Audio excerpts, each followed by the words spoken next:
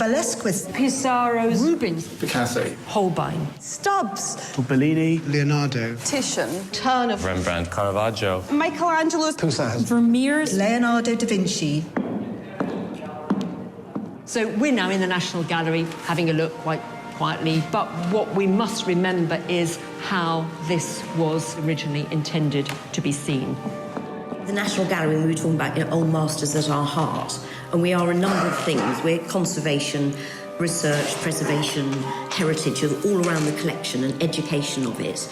We are also a visitor attraction, and I know that word's horrid, but we are also that. It's about music, film, philosophy, science. It's about life. Anything you are interested in goes into art, and that's why I became an artist.